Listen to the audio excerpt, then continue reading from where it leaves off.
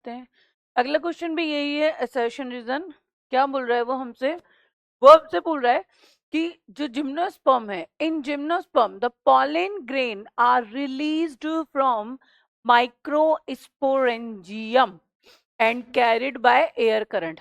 एक चीज हमें यहाँ पे देखना है, जब अपन बात कर रहे हैं जिम्नोस्पर्म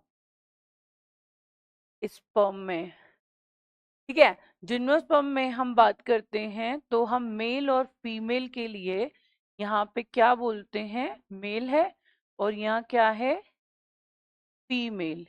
ये होता है हेट्रोपोरिक,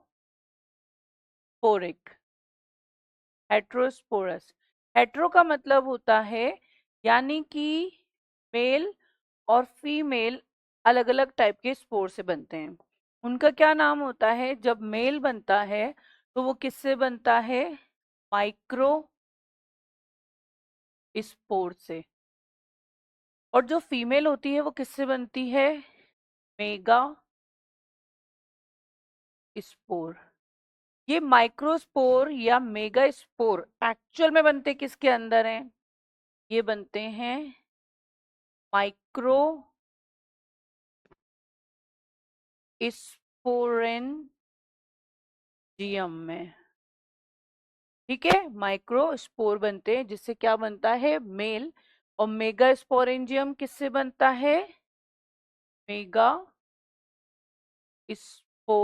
स्पोरेंजियम।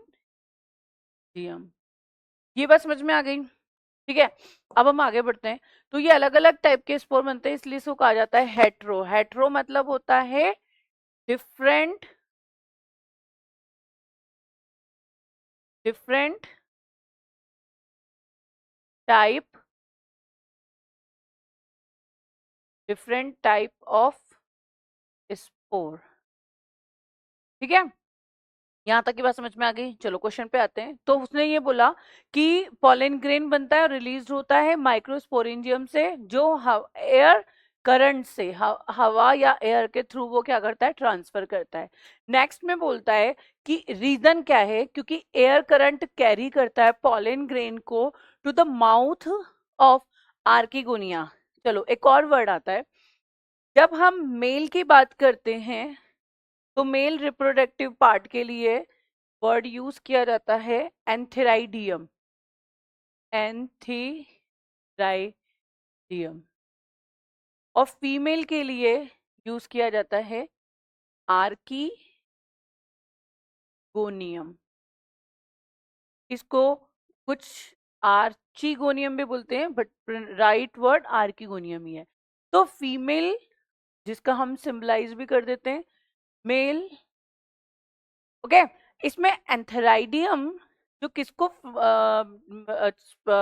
मतलब छोड़ता है या फ्री करता है, मेल गैमेट, जिसको अपन बोल रहे हैं पॉलन ग्रेन को। क्लियर हो गया? तो हमसे क्वेश्चन क्या बोल रहा है, जिम्नोस्पर्म में पॉलन ग्रेन जो है वो रिलीज हो जाते हैं माइक्रोस्पोरेंजियम से, एयर करंट से। एयर करंट कैरी करती है पॉलन को, और mouth of the archegonium where the male gamete discharge, वो प्लेस जहां पे वो डिस्चार्ज कर दिया जाता है आर्किगोनियम के माउथ पे। And the pollen tube is not, pollen tube is not formed, ये रॉन्ग है। पॉलन ट्यूब बनती है and then the male gamete transfer into the female part. तो ये वाला स्टेटमेंट हमारा रॉन्ग हो गया है, मतलब रीजन में रॉन्ग है और असर्शन राइट है। हम सर्च करते हैं हमारा ऐसा कौन सा है, assertion and reason are true, no,